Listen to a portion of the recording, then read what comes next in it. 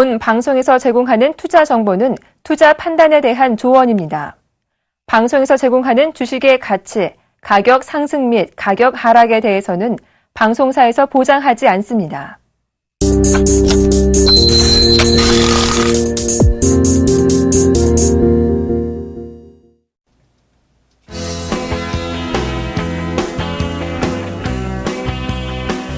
네, 여러분 안녕하십니까? 대박 플러스 시즌 3 여러분의 목요일을 책임지고 있는 조민규 멘토입니다.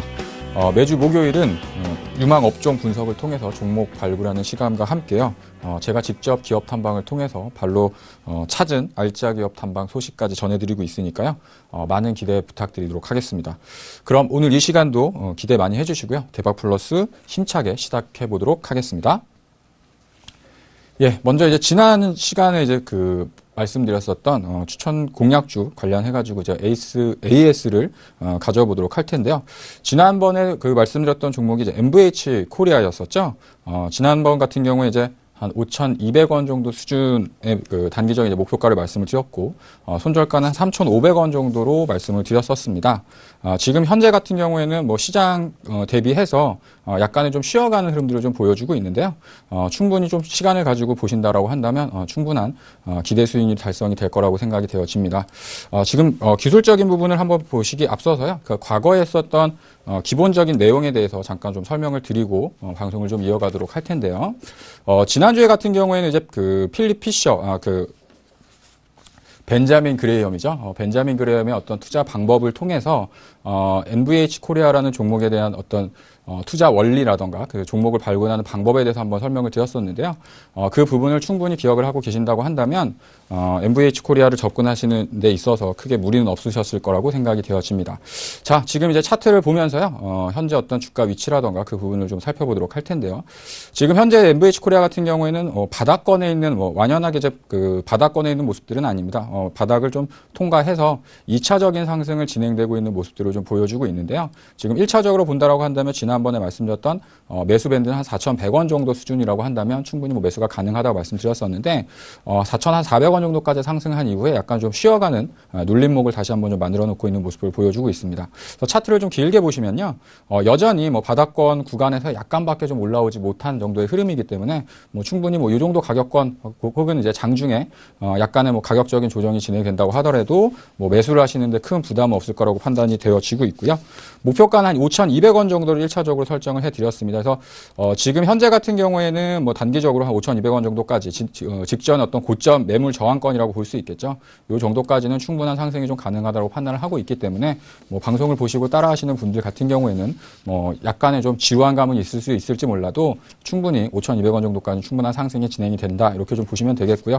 뭐 손절가는 상당히 좀 낮게 좀 책정을 해놨습니다. 3,500원 정도 직전 저점이었던 구간을 훼손하게 되면 약간은 좀 시간이 걸릴 수도 있고요. 그 다음에 가격적으로 추가적인 하락이 좀 진행될 수 있겠지만 앞서서 지난주에 방송에서 설명드렸던 것처럼 가치 투자적인 관점으로 볼 때 뭐 기업에 대한 실질적인 가치보다 여전히 저평가 국면에 있기 때문에 오히려 이제 가격적으로 좀 싼 국면이 온다라고 한다면 적극적인 좀 매수 관점으로 접근해 보시는 것도 괜찮지 않을까 이렇게 해가지고 정리를 좀 해드리도록 하겠습니다. 그럼 본격적으로 이제 오늘부터 새로운 또 어떤 투자대가에 대한 이제 모습을 보면서 본격적인 강의를 시작하도록 할 텐데요. 자, 조민규 멘토의 발로 뛰는 주식 투자. 오늘의 투자 대가분은요. 네, 워렌 버핏입니다. 많은 분들이 워렌 버핏에 대해서는 뭐 익히 알고 계실 거고요. 뭐 지금도 현존하는 가장 존경받는 투자자라고 이제 많이 알려져 있죠. 그래서 워렌 버핏은 어떤 사람이었고 어떤 방식의 투자를 했었는지 오늘은 자세하게 좀 알아보는 시간을 갖도록 하겠습니다. 뭐 1930년도에 태어나서 현재까지도 생존해 계시고요. 버크셔 해더웨이라는 투자 전문 회사 이제 회장님으로 계시죠. 그래서 뭐 지금도 세계 뭐 5위권 안에 드는 뭐 최고의 갑부 대열에 있는 분이시고 특히나 뭐 많은 분들이 아시는 것처럼 재산을 돈을 많이 벌어서 많은 또 사회 기부 활동을 하고 있는 존경받는 투자자이자 부자의 어떤 표상으로 좀 불리시고 계신 분이라고 보시면 될 것 같아요. 그래서 뭐 오바마의 현인, 그다음에 투자의 귀재라는 어떤 그 별명처럼 여전히 지속적인 어떤 투자를 해가지고 높은 수익률을 또 기록을 하고 있고요. 워렌 버핏이 또 어떤 그 투자 대상들도 또 찾았다고 한다면 워렌 버핏이 샀던 어떤 기업이라던가 이런 부분도 추정하는 세력들이 생길 만큼 상당히 어떤 높은 수익률 그리고 안정성을 담보로 했었던 투자를 상당히 많이 했었던 분이라고 좀 보시면 될 것 같습니다. 뭐 워렌 버핏에 대해서는 사실은 뭐 책을 통해서나 혹은 방송을 통해서 뭐 이름 정도는 들어보셨던 분들이 많으실 텐데요. 그럼 과연 워렌 버핏은 어떤 투자적인 부분을 기준으로 삼고 어떤 기업들을 발굴했었는지 하나씩 또 자세하게 찾아보도록 하겠습니다. 첫 번째로 지난주에 설명드렸던 벤자민 그레엄 같은 경우도 워렌 버핏의 스승이었었죠. 그래서 지금 이제 그 워렌 버핏이 하는 투자에 대한 방법은 벤자민 그레엄이 추구했었던 방식이 한 85% 정도, 그리고 오늘 이제 추가적으로 이제 설명을 드리려고 하는 필립 피셔가 진행했었던 투자 방법이 한 15% 정도 혼합되어 있는 투자를 병행하고 있는 방법을 취하고 있다라고 좀 보시면 될 것 같습니다. 그래서 지난주 같은 경우에는 이제 벤자민 그레엄 같은 경우 이제 가치 투자를 통해서 어떤 회사의 기업 가치 대비 저평가되어 있는 종목, 그다음에 기업 가치 대비해서 저평가되려면 당연히 주가가 이제 싼 국면에 진입을 해야 되는데 그 싼 기업들 중에서도 안정성이 있는 기업들을 찾는 방법을 설명드렸다고 한다면 벤자민 그레엄 같은 경우는 또 추가적으로 어떤 모델을 가지고서 투자를 진행을 했었는지 또 알아보도록 할 텐데요. 그러면 보시는 것처럼 필립 피셔의 15%, 그다음에 벤자민 그레엄의 85%를 혼합한 사람이 워렌 버핏이 추구하는 투자의 방법이다. 이렇게 이제 보시면 될 것 같습니다. 그렇다면 필립 피셔라는 사람은 누구였는지 다시 한번 좀 알아보도록 할 텐데요. 예, 여기 보시는 것처럼 성장주 투자의 개척자라는 얘기들을 많이 합니다. 그래서 기업에 대한 질적 분석이라고 하죠. 그래서 이 기업이 정말 좋은 기업인지, 위대한 기업인지, 그리고 투자를 했을 때 오랫동안 장기적인 성장을 할 수 있는 기업인지에 대한 투자를 전문적으로 했었던, 그걸로 통해 가지고 높은 수익을 냈었던 사람이라고 좀 보시면 될 것 같고요. 아래 보시는 것처럼 직접 회사를 찾는 적극성과 실질적으로 이제 동적으로 움직여지면서 이 기업이 정말 제대로 기업 활동을 하고 돈을 잘 벌고 있는지를 직접 발로 찾아가지고 투자를 했던 사람들 중에 대표적이신 분이라고 보시면 될 것 같아요. 그래서 뭐 책 중에서도 뭐 위대한 기업에 투자하라든가, 그다음에 보수적인 투자자는 마음이 편하다라는 뭐 저서가 있는데요. 뭐 책을 주식 공부를 좀 하신 분들은 충분히 이름 제목 정도는 좀 들어보셨던 책 이름이 아닌가라는 그 생각이 되었습니다. 그래서 제가 추구하는 방식은 사실은 다음에 설명드리는 어떤 그 투자 대가의 방법을 취하고 있지만, 우리가 이제 그런 방법을 하나하나씩 알아가면서 과거에 투자를 해가지고 큰 수익률을 달성했었던 사람들은 어떤 방식을 통해 가지고 기업을 찾았고, 기업을 찾는 것과 동시에 어떤 방법으로 투자를 했었는지 여러분들이 좀 알아가신다고 한다면 충분히 제2의 한국에서도 이제 제2의 워렌 버핏 같은 분들이 또 나올 수 있겠죠. 자, 그래서 벤자민 그레엄과 필립 피셔가 어떤 부분에 어떤 투자를 진행을 했었고, 그 그 투자자분의 차이점은 뭐였는지를 좀 살펴보도록 할 텐데요. 첫 번째, 벤자민 그레엄 같은 경우에는 기업 가치 대비해서 저평가된 기업을 찾았습니다. 그래서 실질적으로 기업에 대한 가치가 이 정도 있는데 현재 주가가 이 정도 있다라고 한다면, 시간이 지난 다음에 기업에 대한 주가는 원래 가치를 찾아가고, 그 다음에 실질적으로 실적이 좋아지고 회사가 성장하는 흐름들이 나온다고 한다면 안정적인 이 정도의 수익을 매수를 하면서부터 가져나갈 수 있다라는 이제 원리를 가졌던 거고요. 필립 피셔 같은 경우에는 앞으로 이 회사가 정말 좋아지는 업황이라던가 이 회사의 성장성이 어떤 식으로 진행될 수 있는지에 대한, 사실은 이제 미래 가치라는 거는 향후에 실적이라던가 이런 부분을 통해서 확인돼야 되는 부분들이기 때문에 고성장주, 그다음에 실질적으로 시나리오적인 어떤 그 기업에 대한 성장에 대한 부분들이 이렇게 밑그림이 이렇게 그려지는 기업들을 찾는데 중점적인 투자에 대한 그 지표를 삼았다라고 좀 보시면 될 것 같습니다. 두 번째는요. 벤자민 그레엄 같은 경우에는 안정성을 취하고 꾸준한 수익률을 내기 위해서 여러 기업들을 분산해가지고 투자했다고 한다면, 필립 피셔 같은 경우는 직접 기업을 찾아갔고, 그 다음에 내가 정말 이 회사가 앞으로 성장성이 있다고 한다면 소수의 기업에 집중적인 투자를 했던 것으로 유명한데요.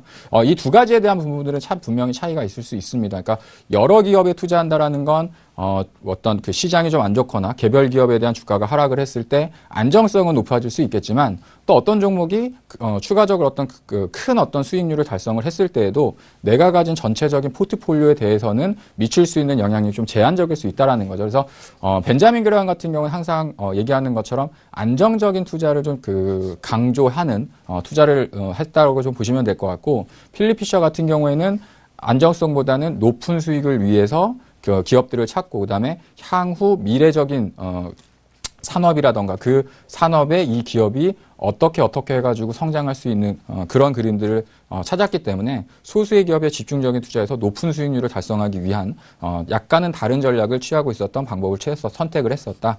이렇게 좀 보시면 될 것 같습니다. 그래서 이 두 가지를 좀 혼합해가지고 다시 한번 워렌 버핏이 진행했었던 방법을 좀 보시면요. 워렌 버핏 같은 경우 사실은 상당히 여러 기업에 분산 투자를 하기로 유명합니다. 그리고 물론 이제 기업 가치 대비해서 저평가되어 있는 기업을 또 투자를 많이 하지만 그 안에서도 미래 가치에 대한 부분들도 중시하는 경향들이 있고요. 또 하나는 버크셔 해더웨이라는 회사를 통해 가지고 기업을 인수합병을 하는 부분들을 또 취하고 있죠. 그래서 이런 부분들은 집중적인 투자, 그러니까 한 기업에 있어서 지분율을 높이고 소유할 수 있을 정도까지 어떤 집중적인 투자를 해가지고 또 큰 부를 만들기로 유명했었는데요. 그러니까 이런 부분들이 워렌 버핏이 투자하는 데 있어서 영향을 받았었던 이런 부분들 때문에 워렌 버핏의 스승이라는 호칭을 두 분이 이제 받고 계신다고 이해를 하시면 될 것 같아요. 그래서 벤자민 그레엄 같은 경우에는 기업 가치를 비교하면서 이제 투자를 반복했다라는 얘기는 내가 주식이 쌀 때 주식을 샀다가 어느 정도 올라오면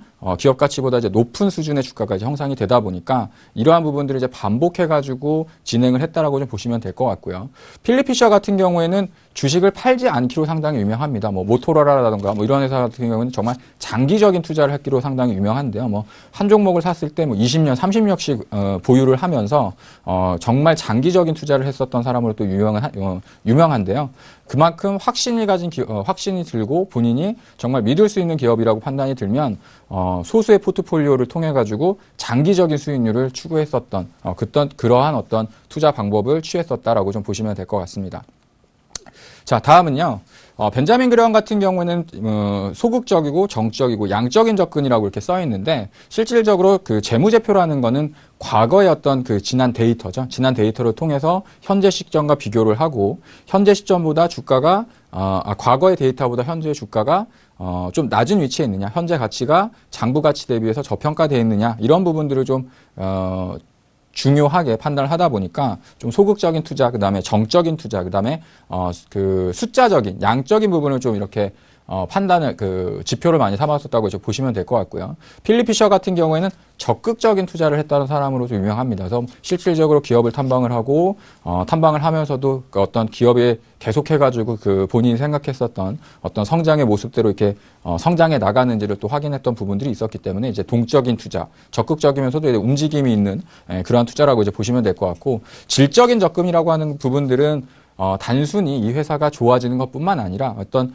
기업적인 부분에서의 어떤 경영자라든가 혹은 직원들의 생각 이런 부분들이 정말 탄탄한 장기적으로 내가 이 기업에 투자를 했을 때에도 어떤 리스크적인 위험 요소들이 없는지 이런 부분들을 하나씩 확인했던 부분이었기 때문에 적극적이고 질적인 부분에 접근 방법을 취했었다. 이렇게 좀 보시면 될 것 같습니다. 그래서 기업을 분석하고 접근하는 방법에 있어서는 분명히 이제 차이가 있겠지만 투자를 하는 데서 가장 중요한 거 여러분들도 마찬가지로 똑같이 느끼실 텐데요. 어떤 기업을 선택을 해서 어떤 방식으로 투자를 하느냐가 이제 가장 중요한 거죠. 그래서 보통 흔히 얘기하는 것처럼 주식을 하는 데 있어서 종목이 중요하다라고 하는 부분들이 내가 기업을 분석을 해서 접근하는 방법이라던가 그다음에 기업을 발굴하는 부분에서 차이가 있겠지만 중요한 건 좋은 기업, 그리고 좋은 기업을 오랫동안 들고 있어야지만 높은 수익률을 기록할 수 있다. 이런 부분으로서 여러분들이 좀 쉽게 이해를 하시면 될 것 같습니다. 자, 그래서 위대한 기업이라고 이제 앞산에서도 설명을 드렸었는데, 그럼 위대한 기업을 찾는 데 있어서의 어떠한 부분들 우리가 좀 관찰을 하면서 찾아야 되는지 하나씩 좀 살펴보는 시간을 갖도록 할 텐데요. 첫 번째는 충분한 시장성과 브랜드 파워를 가진 제품을 가지고 있는가입니다. 그러니까 최근에 어떤 이러한 부분들이 맞닥뜨려질 수 있는 종목이라고 한다면 미국 기업 중에 애플을 꼽을 수가 있겠죠. 가장 높은 어떤 브랜드 인지도를 가지고 있고요. 현재까지도 뭐 스마트폰 시장이 느리지만 꾸준한 또 성장을 보여주고 있는 모습들을 보여주고 있기 때문에 시장에 대한 성장성을 가지고 있으면서도 그 안에서 가장 강력한 브랜드 파워를 가지고 있는 제품을 가지고 있죠. 그래서 애플이 보유하고 있는 뭐 아이폰이라던가 그와 관련된 뭐 컴퓨터 제품들 뭐 이런 부분을 본다고 한다면 우리가 이제 사과 모양만 보더라도, 이 제품은 어디에서 만든 제품이고, 이 제품은 대략 어떠한 쓰임새를 가지고 있는지, 이런 부분들은, 그 회사의 로고만 보더라도 알 수 있을 만큼 상당히 인지도가 강한, 기업이라고 이제 보시면 될 것 같고요. 특히나, 회사가 성장하는 데 있어서 가장 중요한 부분들은 지난 과거의 모습에 이제 국한돼 가지고 사업을 경영하는 것이 아니라 앞으로 회사가 설립해 나가고 그다음에 성장해 나가는 데 있어서 어떠한 새로운 제품들을 개발을 하고 그다음에 그런 계획들을 가지고 있는지를 하나하나씩 확인할 필요가 있다라는 겁니다. 그래서 앞서서도 뭐 애플에 대한 부분들을 설명드렸지만 사실 애플 같은 경우에 아이폰 4 이후에 아이폰 5가 나오면서 시장에 대한 기대감보다 상당히 좀 이렇게 기대에 못 미치는 어떤 흐름들을 보였었죠.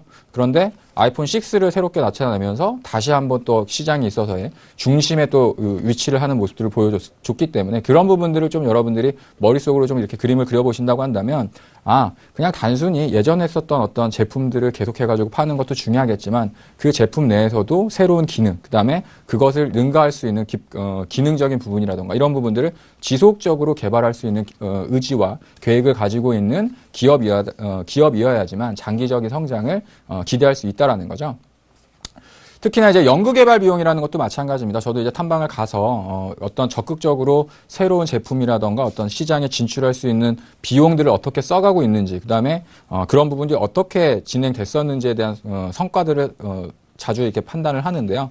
특히 연구개발 비용이라는 거는 뭐 연구가 초기일 때는 비용에 대한 부담감은 있겠지만 어느 정도 완성 단계에 들어가거나 실질적으로 판매가 진행 시점이 되면 뭐 연구 개발에 대한 비용분은 이제 축소가 되게 되고 실질적으로 그것을 능가할 수 있는 성과나 매출단이 이제 나와야 되는 부분들이 발생할 수 있는데 이런 부분들이 어느 정도는 연간 기준으로 했을 때 비슷한 흐름 혹은 지속적인 어떤 신제품에 대한 그 개발 의지가 있다고 한다면 R&D 비용을 안 들이고 신제품을 개발할 수는 없으니까 이런 부분에 대한 부분들도 충분히 적절한 규모 안에서는 지속적으로 이루어져야 된다라는 내용으로 보시면 될 것 같아요. 그래서 위대한 기업을 찾는데 뭐 여러 가지 항목들이 있겠지만 가장 중요한 건 회사가 앞으로 계속해가지고 성장을 해 나가고 그 성장을 해 나가는 그 기업을 따라서 주가가 또 상승을 해야 되기 때문에 여러 가지 지표들을 보면서 이러이러한 부분에 내가 지금 가지고 있는 기업이 정말 이러한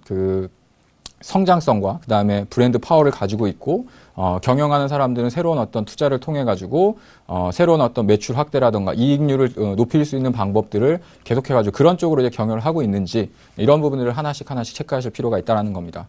그리고 또 하나 이제 방법이라든가 뭐 경쟁력을 가지고 있는 어떤 방식이 될 수 있겠죠.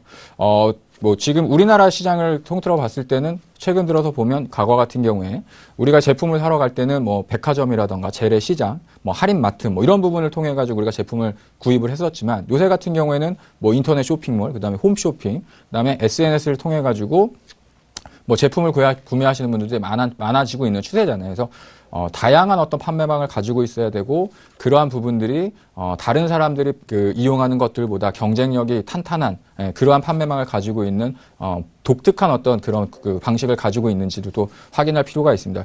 오늘 이 시간에 좀 애플에 대한 얘기를 좀 많이 하고 있는데 애플 같은 경우에는 잘 보시면 아시겠지만 우리나라의 어떤 스마트폰을 만드는 회사와는 좀 틀리게 아이폰부터 아이폰을 시작으로 해서 계속해가지고 어떤 그 하이 모델이라던가 어떤 업그레이드된 모델들을 주기적으로 만들어내기보다는 아이폰 4, 아이폰 5, 아이폰 6까지 오면서 겨우 이제 약간 신제품적인 부분이 오면 아이폰 4S, 뭐 5S, 그다음에 이번 같은 경우에 이제 면적적인 부분에 차이가 나는 뭐 제품들을 이렇게 만들어내는 부분들을 보여주고 있죠. 그래서 뭐 직접적인 판매를 하는 것도 있지만 판매를 하거나 제품을 판매하는 방법에 있어서도 다른 어떤 경쟁사들과는 약간은 다른 방식을 또 취하는 부분들이 있습니다. 또 반대적으로 우리나라 같은 경우에 삼성전자 같은 경우는 하나의 모델을 내고 또 그거보다 조금 더 싼 저가형 모델들을 또 이렇게 파생시켜서 만들어내는 부분들도 있기 때문에 무엇이 꼭 좋다 이렇게 정답을 내리기는 어렵지만 각자들마다 사업의 어떤 성장성이라던가 매출을 확대하는 데 있어서의 판매 방법,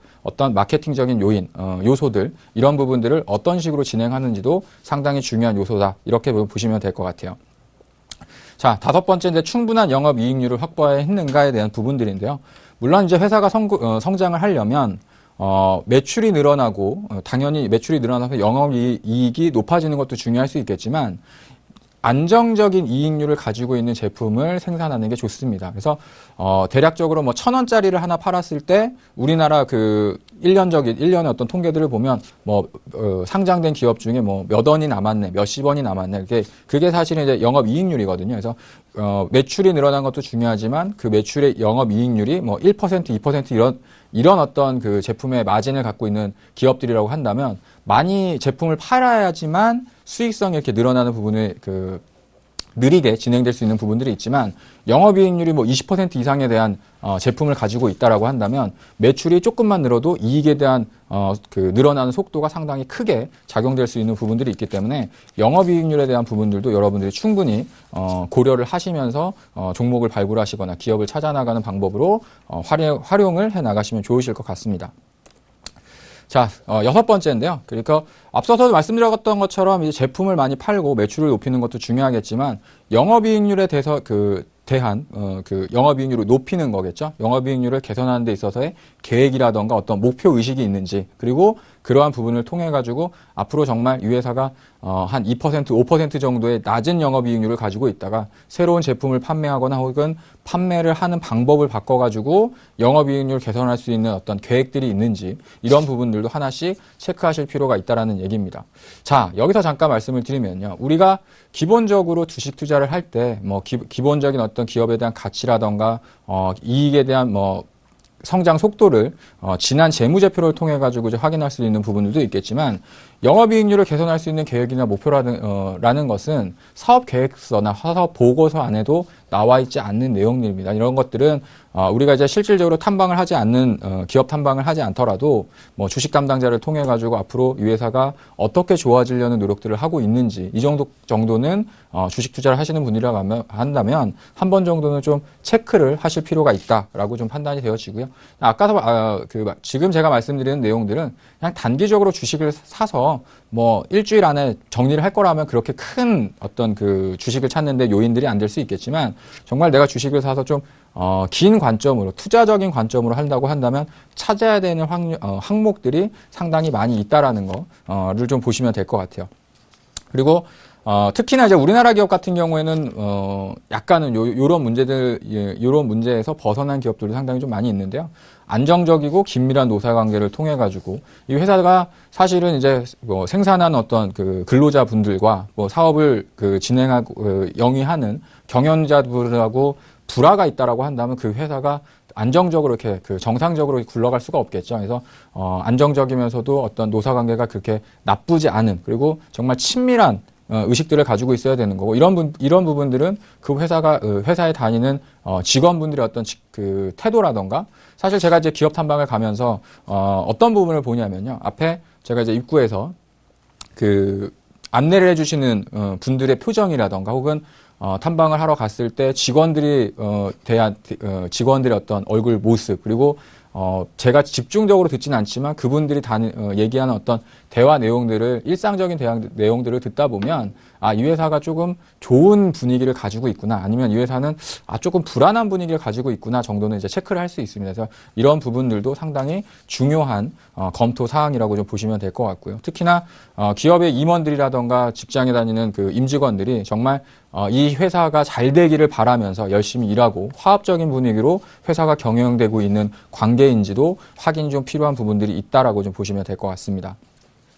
특히나 제품을 만들다 보면 아까도 이제 영업 이익률을 높이는 여러 가지 방법들이 있겠지만 원가 분석이라고 하는 건 이제 제품을 만드는 데 들어가는 이제 비용적인 측면이겠죠. 그래서 똑같은 1,000원을 받더라도 내가 500원을 가지고서 1,000원짜리 제품을 만드는 것하고 800원, 900원을 들여가지고 똑같은 1,000원짜리를 만드는 거하고는 분명히 이익률적인 부분에서 차이가 발생할 수 있습니다. 그래서 어떻게 원가를 낮출 수 있는 원가 절감에 대한 노력이라던가 특히 그런 부분을 통해 가지고 노력을 많이 하고 원가를 내렸음에도 불구하고 또 재무적인 부분에서 어떤 쓸데없는 돈들이 많이 쓰인다거나 이런 부분들이 된다라고 한다면 실질적으로 실적 그 매출이 늘어나는 것보다 이익률이 별로 이렇게 안 좋은 흐름으로 이제 갈 수 있는 부분들이 생기기 때문에 원가라던가 회계 관리 능력은 정말 제대로 좀 투명하게 경영되고 있는지 이런 부분들도 하나씩 좀 체크를 해볼 만한 내용들이라고 좀 보시면 될 것 같고요.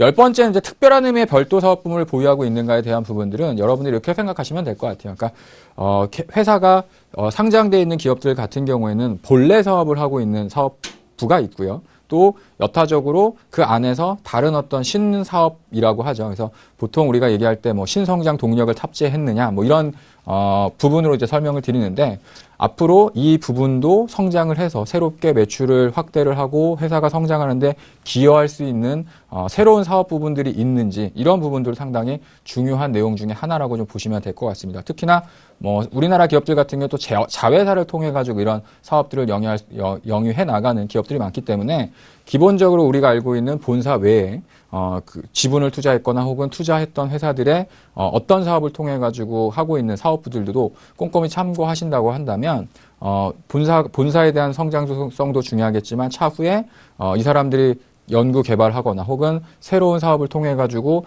회사가 더 성장할 수 있는 특별한 어떤 의미의 좋은 사업 아이템들이 있는지 이런 부분들도 하나씩 챙겨보시면 충분히 좋은 수익률을 달성할 수 있다라고 좀 설명을 드리도록 하겠습니다.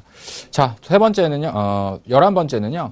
경영 철학과 이익을 바라보는 장기적인 시각입니다. 그러니까 주식 투자라는 건 사실 좋은 기업을 싸게 사서 오래 들고 가는 방법밖에 없어요. 근데 우리가 이제 기업들을 보다 보면 경영 철학이 안 좋거나 혹은 사업을 해 나가는 데 있어서 장기적인 시각보다는 이런 어떤 그 단기적으로 주가에 대한 변동이 그 커질 수 있는 단기적인 모멘텀이라고 하죠.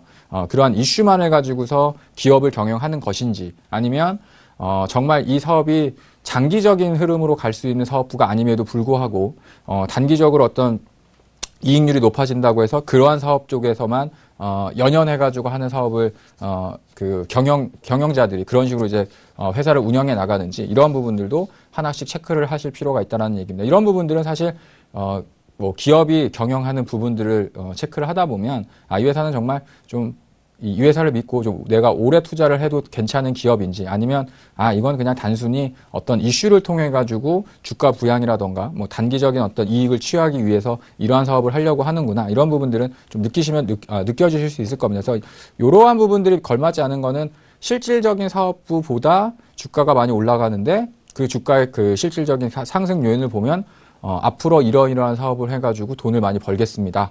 라고 하는 확인되지 않은 재료들 뭐 이런 것들을 통해 가지고 이제 주가가 올라가는 경우들이 있죠. 이런 부분들은 사실상 실질적인 어떤 장기적인 시각보다는 단기적인 모멘텀에 국한돼 가지고 끝날 부분들이 있으니까 이런 부분들 좀 보시면 될 것 같고요. 12번째 이제 유상증자 가능성이라는 건데요. 유상증자를 한다라는 건 회사가 정상적으로 돌아가지 못한다는 첫 번째 신호라고 보시면 되겠죠. 왜냐하면 회사가 자체적으로 잘 굴러가고 회사가 가진 돈이 많으면 다른 쪽에서 그 자금을 차입해가지고 쓰지 않아도 됩니다. 근데 유상증자 가능성이 있다라는 얘기는 결론적으로 회사가 원래 하고 있는 사업을 통해 가지고 돈을 버는 것보다 다른 쪽에서 투자에 대한 그 현금이 필요한 부분들이 있기 때문에 당연히 유상증자를 하면 주가가 빠진다는 건 뭐 여러분들이 많이 경험을 해보셨을 거고요. 특히나 유상증자한 이후에는 주식수가 많이 늘어나기 때문에 실질적으로 이 회사의 가치가 낮아지는 형태로서 나타날 가능성이 있어요. 그러니까 회사의 가치는 높아질 수 있겠지만 주가는 단기적으로 내려갈 수밖에 없겠죠. 그래서 이러한 부분들도 상당히 좀 그 리스크가 있는 부분들이기 때문에 주식 투자를 하면서 어떤 유상증자 가능성이 있는지 이런 부분들도 하나씩 좀 체크를 해보시면 좀 피해를 당하는 일이 없으실 거라고 보여집니다. 그리고 기업의 두터운 경영진을 보유하고 있는가는 이 회사를 정말 오랫동안 안정적으로 이끌어 나갈 수 있는 경영자들이 많이 포진되어 있느냐. 뭐 대표이사 사장님도 중요하겠지만 그 밑에 있는 임원들도 상당히 중요한 부분들이고 그래서 그 임원들에 대한 성과라던가 혹은 그분들의 어떤 능력이 이 회사를 정말 위대한 기업으로 만들어 나갈 수 있는 능력을 가진 경영자들을 가지고 있는지 이 부분도 상당히 중요한 부분이라고 보시면 될 것 같습니다. 자, 마찬가지로 이제 14번째는 저희 이제 그 주식을 투자하는 직접적인 투자자들한테 상당히 중요한 부분들인데요. 어떤 회사들 같은 경우에는 그 공시라고 하죠. 자기네 그 회사들이 하고 있는 내용들을 정말 자기네들만 알고 있는 내용들을 갖고 있는 회사들도 있어요. 그래서 실질적으로 보면 뭐 새로운 수주를 받았거나 했던 부분들도 뉴스를 통해서 보지 않는 이상 우리한테 이렇게 그 정보를 전달해주는 부분들이 좀 소홀한 기업들이 있거든요. 그래서 투자자들과 주식 담당자 혹은 뭐 IR 담당자가 원활하게 커뮤니케이션을 해야지만 여러 투자자들이 그 회사에 관심을 갖게 되고 그 회사가 정말 좋은 회사라면 그 회사에 투자하고 싶은 마음이 들 수 있겠죠. 그래서 원활한 커뮤니케이션이라는 건 적극적인 IR 활동 그리고 제가 이제 탐방을 다니고 IR을 이렇게 참석하다 보면 회사가 분위기가 안 좋을 때는 이런 커뮤니케이션을 하는 것들을 별로 좋아하지 않습니다. 왜냐하면 뭐 회사에 대한 현재 진행 사항을 얘기를 해도 투자자들이 판단을 할 때 별로 좋지 못한 안 좋은 인상들을 가질 수 있기 때문에 이런 부분들이 좀 소홀하게 되거든요. 그 빈도수도 낮아지게 되고. 근데 적극적으로 그 IR을 하거나 어떤 그 투자 설명회를 하는 기업들 같은 경우에는 보여줄 수 있는 것들이 있다라고 좀 판단을 하셔도 돼요. 그래서 우리 회사는 지금 앞으로 이런 방향성을 가지고 이렇게 성장을 해 나가려고 하니까 우리 회사에 투자를 해 주십시오. 근데 그 부분들이 투자를 하는 사람들한테 먹혀야 되는 거잖아요. 그러려면 보여줄 수 있는 부분들이 확실히 가시화되는 시점에 이제 IR 활동들이 많아지게 됩니다. 그래서 투자자들과 원활하게 커뮤니케이션을 하면서 주주들에게 본인들이 알고 있는 내용들을 확실하게 좀 전달할 수 있는 그러한 창구들이 만들어져 있는지 이런 부분도 확인하시면 좋을 것 같고요. 특히나 이제 사업적인 부분에 있어서 당연한 부분이겠죠. 사업을 해나가는데 뭐 전문적인 지식을 갖고 있는 분들이 당연히 포진되어 있어야 되는 거고요. 가장 중요한 건 이제 진실한 경영진, 진정성을 가진 경영진들이 이 회사를 꾸려나가고 있느냐 이런 부분도 상당히 중요한 부분이라고 할 수 있습니다. 뭐냐면 단순히 그냥 주가가 올랐을 때 뭐 경영진들 주식을 팔고 그 회사를 뭐 팔거나 혹은 그런 부분에서 있어서의 어떤 그 회사를 경영하는 것이 아니라 정말 이 회사에 애정이 있고 정말 이 회사가 커갔을 때 여러 사람들이 좋아질 수 있는 그러한 진실된 마음으로 경영을 하는지 이런 부분들도 투자를 하는 데 있어서 한 번쯤은 생각해 봐야 되는 항목이라는 거죠. 그래서 지금까지 위대한 기업을 찾는 15가지 항목에 대해서 우리가 살펴봤는데요. 뭐 그렇게 어려운 부분들은 아닐 겁니다. 근데 사실상 처음 듣는 내용은 아니지만 우리가 쉽게 또 접근할 수 있는 내용들은 아니에요. 그래서 기업을 발굴하고 혹은 내가 투자를 하는 데 있어서 종목을 찾는 데 있어서 이러이러한 부분들을 한 번 정도는 생각해 본다라고 한다면 꾸준하고 안정적인 그 수익을 낼 수 있지 않을까라는 좀 판단이 되어서 위대한 기업을 찾는 15가지 항목에 대해서 설명을 드렸습니다. 오늘 이제 워렌 버핏에 대해서 설명을 드렸는데요. 워렌 버핏이 좋아하는 기업이 있죠. 워렌 버핏이 좋아하는 가장 좋아하는 기업 중에 하나는 경제적 해자를 가진 기업입니다. 그래서 경제적 해자라는 건 해자라는 의미는요. 실질적으로 중세시대 때 이렇게 성이 있고요. 예, 그림을 보시면 이렇게 성벽이 있고 그 앞에 이렇게 우물이 있는 걸 이렇게 그 영화 같은 데를 통해서 많이 보셨을 거예요. 그래서 유럽의 어떤 중세 성곽을 보면 성이 있고 그 앞에 우물이라던가 이렇게 그 적군들이 쉽게 넘어오지 못하게끔 이렇게 그 수로를 만들어 놨죠. 그래서 다른 경쟁자들이 이 시장에 쉽게 침투하지 못할 수 있는 아이템을 가지고 있거나 경쟁력을 가진 기업. 그래서 워렌 버핏은 회사가 경쟁사들부터 보호하고 독점적인 경쟁력을 가진 의미로서 경제적 해자라는 단어를 썼습니다. 그래서 확고한 진입장벽을 가지고 있고 그 확고한 진입장벽을 통해서 소비자들에게 독점력을 가질 수 있는 기업. 그러니까 실질적으로 여러분들이 어떤 제품을 사는데 이 기업이 가격을 올리더라도 나는 그것을 반드시 사야 되는 어떤 독점력을 가지고 있는 회사 제품이라고 한다면 어쩔 수 없이 가격이 오르거나 혹은 이 제품을 구하기 위해서라도 더 높은 비용을 지불할 수밖에 없으니까 이러한 경제적 해자, 그래서 진입장벽이 높은 그런 기업들을 고른다고 한다면 앞으로도 지속적이고 안정적인 성장을 확보할 수 있는 기업이다라고 좀 보시면 될 것 같아요. 그래서 그럼 경제적 해자라는 건 어떠한 내용들을 가지고 있는지를 좀 살펴보도록 할 텐데요. 첫 번째는 브랜드 네임입니다. 여러분들만 아시는 것처럼 우리나라 대표하는 1등 기업, 그러면 삼성 뭐 이렇게 판단들 하시잖아요. 그 시가총액 가장 큰 대표 기업이니까요. 그래서 삼성전자가 갖는 어떤 무형적인 자산, 그래서 뭐 애플도 마찬가지고 뭐 코카콜라도 마찬가지고 삼성전자도 마찬가지겠지만 우리가 이름을 들으면 그냥 단순히 그 기업의 제품이라면 좀 믿고 사도 될 만한 어떤 충분한 어떤 그 브랜드 인지도가 있는 이런 기업들이 경제적 혜자에 속하는 기업이라고 보시면 될 것 같고요. 또 하나는 고객의 전환 비용입니다. 그러니까 고객이 이 제품을 쓰다가 다른 제품으로 바꿀 때 어떤 그 가격적인 부분이라던가 혹은 불편함 이런 부분들이 있다라고 한다면 그 고객은 교체에 대한 그 필요성을 많이 느끼지 못하겠죠. 혹은 그것보다 조금 더 비싼 돈을 주고서라도 그 제품을 사서 사용할 수밖에 없다라는 얘기예요. 그래서 높은 교체 비용이 드는 제품이라던가 그런 아이템을 갖고 있는 기업이라고 한다면 마찬가지로 진입 장벽이 상당히 높은 경쟁력을 확보한 기업이라고 좀 보시면 될 것 같습니다. 또 네트워크 효과를 하고 있는데, 그러니까 분야별로 어떤 대표성을 가지고 있는 제품이라던가 아이템이라던가 뭐 이런 부분들을 이제 가지고 있는 기업인지 이런 부분들도 상당히 중요한 부분들이고요. 마지막으로 이제 원가 우위라는 건 그런 겁니다. 그러니까 똑같은 제품을 생산을 할 때 100개를 생산하는 것보다 1000개를 생산하는 게 비용적인 부분에서 좀 유리할 수 있겠죠. 그래서 경제적인 어느 정도 시장 내에서 규모의 경제를 가지고 있는, 우리 대표적으로 우리나라에서 보면 뭐 삼성전자라던가 반도체 사업 중에서 삼성전자, SK 하이닉스 같은 경우에는 그 D램 쪽에서 어떤 규모의 경제를 또 가지고 있는 확실한 규모의 경제를 갖고 있는 기업이다 보니까 다른 업체들이 추가적으로 그 진입을 하려고 하더라도 그 회사들이 단가에 대한 그 결정권을 또 가지고 있잖아요. 그래서 원가 우위, 그래서 규모의 경제를 또 할 수 있는 부분들은 다른 기업들보다 경쟁력이 있는 기업이다라고 좀 보시면 될 것 같습니다.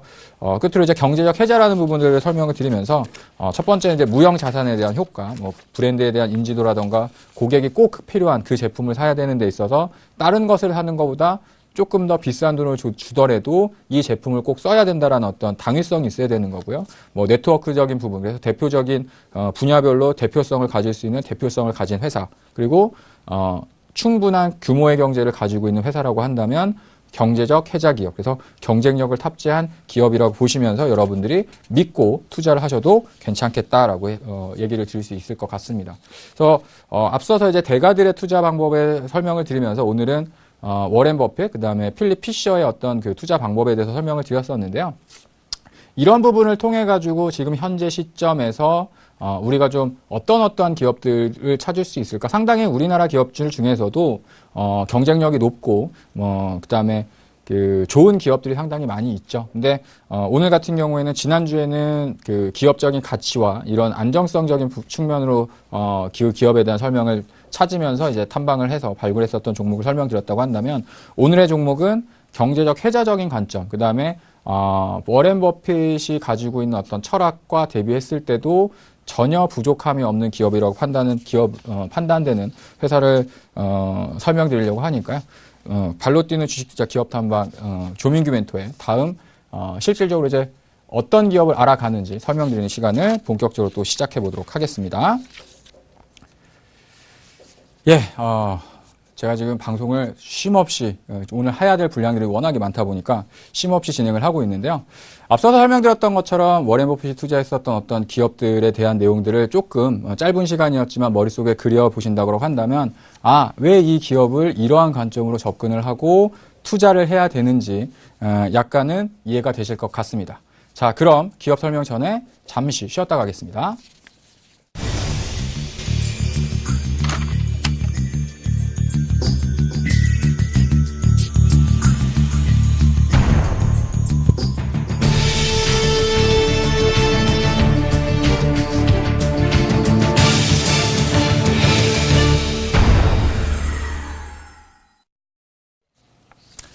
예, 앞서 설명드렸던 것처럼 오늘은 제가 실질적으로 기업 탐방을 해서 방송에서도 사실은 뭐 한두 번 정도는 더 설명을 해드렸던 것 같은데 이 정도 시점, 그 다음에 올해에 대한 어떤 그 실적 기대감, 그 다음에 아까 말씀드렸던 것처럼 경제적인 혜자에 대한 사업 내에서 부분들을 갖고 있는 기업이기 때문에 다시 한번 좀 관심 있게 보셔도 괜찮지 않을 판단이 들어서 준비를 좀 해봤습니다.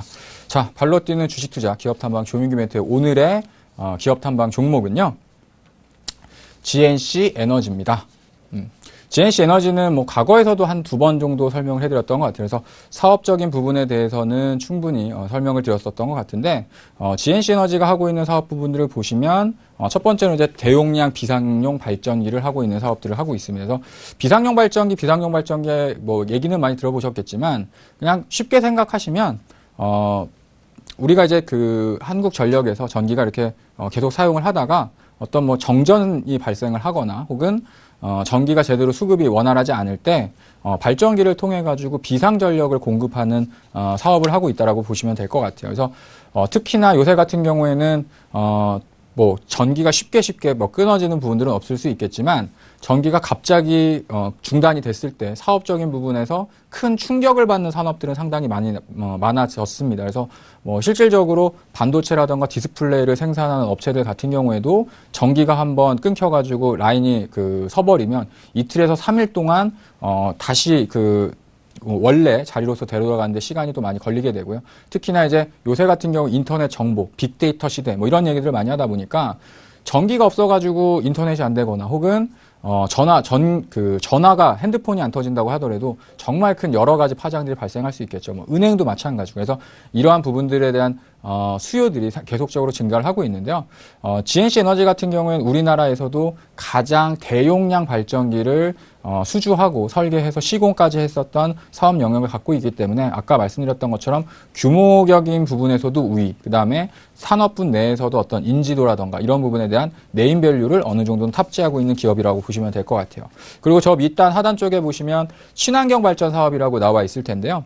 말씀드렸던 것처럼 이제 친환경 발전 사업 중에서도 GNC 에너지는 바이오가스와 관련된 사업을 영위를 하고 있습니다. 그래서 바이오가스라는 건 뭐 가축에 대한 분뇨죠. 분뇨라던가 혹은 쓰레기에서 나온 어떤 메탄 가스들을 이용을 해서 그 부분들을 태워가지고 새롭게 터빈을 돌리고 그걸 통해서 전기를 생산하는 그러한 발전 시스템을 가지고 있는데 최근에 뭐 친환경 발전과 관련된 내용들에 대한 이슈들이 상당히 많았었죠. 뭐 중국 같은 경우에도 뭐 스모그가 워낙에 심하다 보니까 이런 이슈들이 또 있고 그래서 지금 당장에 우리나라 같은 경우도 친환경 발전이 많아지는 부분은 아니지만 추세적으로 봤을 때 이 친환경과 관련된 발전 사업은 지속적인 성장을 할 수 있는 아이템을 가지고 있다라고 좀 보시면 될 것 같아요. 그래서 앞서 방송에서 설명드릴 때 본래 사업이 있고 또 독특한 독특한 어떤 사업 아이템이 또 별도로 갖고 있느냐라고 본다고 한다면, 비상용 발전기에 대한 큰 매출단을 가지고 있고, 친환경 발전을 통해 가지고 지속적인 어떤 수익성과 매출을 늘려나가는 어떤 사업 모델을 가지고 있는 기업이다라고 좀 보시면 될 것 같습니다. 뭐, 비상용 발전기 사업에 대한 부분들은 앞서서도 설명을 드렸었고, 짧게 좀 설명을 드리면요. 지금 GNC 에너지 같은 경우는 발전기를 이제 엔진을 전문적으로 하는 부분에서 사다가요 발전기 세트를 만들고 뭐 부가적인 뭐 제어 시스템이라던가 이런 부분을 통해서 현장에 이제 설치를 해주고 거기서 발생할 수 있는 부분들에 대한 매출을 올리는 사업을 영위를 하고 있다고 보시면 될 것 같아요. 그래서 이러한 부분들은 아까 데이터 센터라던가 이런 부분들도 있겠지만 가면 갈수록 해외 쪽, 뭐 삼성의 베트남 시장 진출하면서 그쪽에도 지금 새롭게 어떤 발전기 수주로 계약이 되어 있는 상태고요. 올해 같은 경우에도 추가적으로 이제 정보통신을 항의하는 IDC 센터에 대한 신규 수주 기대감이 또 높아지는 모습들을 보여주고 있습니다. 그리고 최근 들어서 부동산 시장, 그래서 신규 주택에 대한 수요들이 상당히 좀 늘어나는 부분들을 보여주고 있다는 걸 뭐 뉴스에도 보셨을 텐데, 뭐 아파트 같은 경우도 새롭게 어떤 분양하는 부분들이 계속해가지고 뭐 매진이 되고 이런 부분들이 된다라고 한다는 건 주택 시장 쪽에서 발생할 수 있는 비상용 발전기 수요 자체도 늘어나는 추세로 진행이 되고 있기 때문에 전반적인 사업에 대한 모델들이 상당히 이제 안정적인 성장을 가져나가는 모습으로 발전해 나가고 있다고 보시면 될 것 같아요. 그래서 이 앞에 보시면 전체적으로는 과거에는 이제 일반 주택용과 관련된 매출이 많이 높아졌지만 시간이 지날수록 이익률이 높은 뭐 IDC 센터라던가 뭐 발전소, 플랜트 쪽에 들어가는 거, 그다음에 대형 쇼핑몰 이런 쪽에 이제 비중이 이제 높아지고 있고요. 전체적으로는 주택 쪽 시장이 다시 좀 활성화된다라고 한다면 이와 관련된 매출들도 성장할 수 있는 부분으로 늘어날 수 있기 때문에 이런 부분들도 참고하셔가지고 보시면 될 것 같아요. 그리고 뭐 앞서서 말씀드렸던 것처럼 여전히 우리나라 쪽에 세계적인 대기업이라고 할 수 있겠죠. 마이크로소프트라든가 페이스북, 뭐 이베이, 뭐 이런 쪽에서도 우리나라 쪽에다가 ICS 센터를 건설하겠다라는 어떤 수요들이 많기 때문에 우리나라 쪽에서는 그래도 가장 많은 수주, 그다음에 그 발주를 했었던 그 기록을 가지고 있는 회사가 GNC 에너지다 이렇게 보시면 될 것 같습니다. 그래서 뭐 여기 보시면 뭐 이름만 대도 알만한 기업들이죠. 뭐 삼성 SDS, 뭐 LG CNS, KT, LG U+, 그다음에 네이버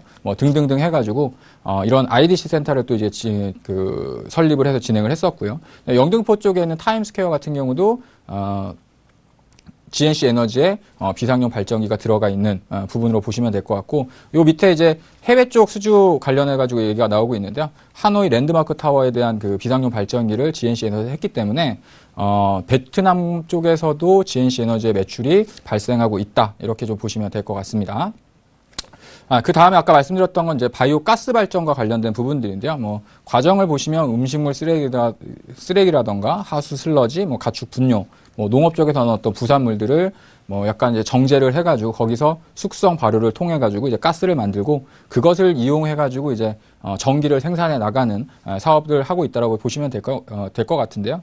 그래서 뭐 최근 들어서 보면 이제 우리나라 같은 경우도 쓰레기와 관련된 그 생활용 쓰레기라든가 음식물 그 폐기물과 관련된 이슈들이 상당히 좀 부각이 많이 되고 있잖아요. 그래서 이런 부분들이 실질적으로 그 뭐 매립지라든가 이런 부분에서 나오는 어떤 정화에 대한 어떤 그 오물들을 이용을 해가지고 전기를 만들고 그걸로 이제 버려지는 쓰레기를 통해서 돈을 벌 수 있는 사업들을 하고 있으니까 당연히 매출이 상당히 높겠죠. 그래서 이런 부분들은 또 역으로 나라 정부에다가 이제 그 전기 생산된 부분들을 팔아가지고 거기서 나오는 역으로 이렇게 전기를 팔아서 나오는 매출들도 기여할 수 있는 부분들이 있기 때문에 이런 쪽에 대한 투자는 지속적으로 이제 늘어나고 있다라고 좀 보시면 될 것 같아서 뭐 지금 이제 수도권 매립지라던가 뭐 청주 쪽에서 이런 사업들을 영위를 해 나가고 있고요. 이런 부분들은 앞으로도 계속 늘려나가는 부분들이라고 보시면 될 것 같습니다. 그래서 정부에서도 이런 부분에 대한 관심도가 높고 특히나 이제 날씨가 더워지고 하면 이런 부분에 비상용 발전기 플러스 그다음에 신재생 에너지 쪽에 관련된 어떤 투자라던가 이제 이슈들이 또 부각될 수 있는 부분들이 있기 때문에 아직까지 좀 날씨가 많이 더워지지 않았을 때 좀 관심을 갖는 것도 하나의 좀 그 시점으로 좀 적당한 부분이 아닌가 이렇게 좀 말씀을 드리도록 할게요. 그래서 지금 같은 경우에는 한 2개에서 3군데 정도를 운영하고 있는데 지금 2017년, 16년 정도까지는 한 총 10개소 정도, 그래서 매출 기준으로 했을 때는 한 50억에서 80억 정도 규모까지도 계속해가지고 늘려나가는 모습들을 추진을 하고 있고요. 여기에 따른 이익률이 한 30%에서 40% 초반 정도까지 나올 수 있기 때문에 이익률이 상당히 높은 사업을 영위를 하고 있다라고 좀 보시면 될 겁니다. 당연히 이익률이 높은 사업이니까 매출만 늘어나게 되면 수익성은 상당히 크게 늘어날 수 있겠죠. 자, 그래서 2015년도 이제 매출액에 대한 부분들을 좀 설명을 드릴 텐데요. 작년도 같은 경우에도 상당히 높은 매출액을 기록을 했습니다. 올해 같은 경우에는 매출 기준으로 해서는 한 1,000억 정도, 그래서 처음으로 1,000억 정도가 넘는 매출, 의미 있는 매출을 기록을 할 걸로 지금 예상이 되어지고 있고요. 당연히 영업이익 역시도 과거 대비해서 지금 처음으로 한 100억 이상의 영업이익을 기록할 걸로 예상이 되어지고 있으니까 과거보다는 올해가 가장 좋은 사상 최대 실적이 나올 수 있는 가능성이 좀 높다. 이렇게 좀 보시면 될 것 같아요. 자, 끝으로 이제 투자 포인트를 좀 간략하게 설명드리면요. 대형 IT 기업의 그 IDC 센터, 데이터 센터를 건설하는 데 있어서 실질적인 이제 수혜가 될 수 있는 기업이라고 보시면 될 것 같고, 또 하나는 이제 바이오 가스 발전을 추가적으로 이제 확대해 나가면서 이익률이 이제 높아지는 부분으로서 진행이 되어진다라고 보시면 될 것 같습니다. 물론 뭐 중국 시장에 대한 부분들도 높겠지만 중국이 친환경 투자에 대한 확대를 이제 진행을 하면서 정부 정책, 우리나라 정부에서도 그와 관련된 이제 정부적인 정책에 대한 수혜가 또 기대가 될 수 있는 부분들이 있고요. 그다음 해외 시장 쪽에 중동이라던가 베트남 시장 쪽에 진출하면서 국내 쪽보다는 국내 쪽에 국한된 것들이 아니라 해외 쪽으로 이제 퍼져나가면서 매출 다변화가 성공적으로 진행이 되고 있다라고 좀 보시면 될 것 같아서 신규 건설 수요에 대한 부분들, 그다음에 이런 부분들도 부동산 시장이 좋아지면 당연히 긍정적인 요인으로 이제 나타날 가능성이 높다라고 보시면 될 것 같습니다. 그래서 짧게 목표 주가에 대한 부분을 설명을 드리면요. 오늘 종가가 이제 8,800원 정도, 그래서 현재 시가총액이 755억 정도 이제 끝났습니다. 그래서 1차적으로 예상하는 그 1차 시가총액이 한 1,000억 정도, 그래서 주가를 환산하게 되면 11,682원 정도 되는데요. 1차적인 목표가는 12,000원 정도로 제시를 해드리도록 할게요. 그래서 차트를 보면서요. GNC 에너지 현재 주가 위치를 살펴보도록 하겠습니다. 예, 현재 주가 위치를 보시면요. 약간 상승 이후에 횡보하는 모습들을 좀 보여주고 있어요. 그래서 단기적으로는 10,000원권까지 한번 근접을 했었다가 좀 쉬어가는 모습들을 보여주고 있지만 상당히 양호하게 기간 조정을 거치면서 쉬어져 나가는 눌림목이 좀 길어지는 모습들을 좀 보여주고 있거든요. 그래서 이러한 패턴들은 사실상 시간이 지난 이후에는 추가적인 상승을 하면서 직전 고점, 그 다음에 지속적인 상승의 흐름으로 나타날 수 있는 가능성이 높기 때문에 조금 단기적인 시각보다는 좀 중장기적인 전략으로 좀 접근하시면 좋지 않을까라는 판단이 되어지고요. 그래서 지금 현재 모습을 본다라고 한다면 가장 높았었던 주가가 환산됐었던 분들이 11,800원 정도 됩니다. 아까 기본적인 1차 목표 시가총액을 한 1천억 정도로 말씀드렸었는데, 그래서 1차 목표가는 12,000원 정도로 설명을 드리도록 하겠고요. 그래서 매수가는 뭐 지금 현재 8,800원 정도 수준이면 충분히 매수 접근 가능하다는 판단이 들고요. 1차적인 목표가는 12,000원, 손절가는 7,800원 정도 설정을 해서 뭐 내일장 혹은 뭐 내일은 뭐 하루밖에 없으니까 뭐 다음 주 안에는 뭐 그 정도 가격권이라면 충분히 매수에 가담해 보시는 것도 괜찮지 않을까 설명을 드리도록 하겠습니다. 예, 숨가쁘게 달려오느라고 뭐 그 내용에 대한 부분들이 조금 부족한 부분들도 있을 텐데요. 앞서서 말씀드렸던 워렌 버핏의 투자에 대한 방법, 그다음에 종목 위대한 기업을 찾는 방법 꼭 한번 유념하시면서 투자하실 때 좀 도움이 되셨으면 좋겠고, 끝으로 뒤에 말씀드렸던 GSC 에너지 같은 경우도 단기적인 시각보다는 좀 중장기적인 관점으로 접근해 보신다고 한다면 충분히 좋은 수익률을 보여줄 거로 생각이 되어집니다. 자, 오늘도 대박 플러스 준비된 1시간이 끝났는데 앞으로도 더 좋은 모습으로 목요일에 또 찾아뵙도록 하겠습니다. 끝까지 시청해 주셔서 감사합니다. 지금까지 대박 플러스 조민규였습니다.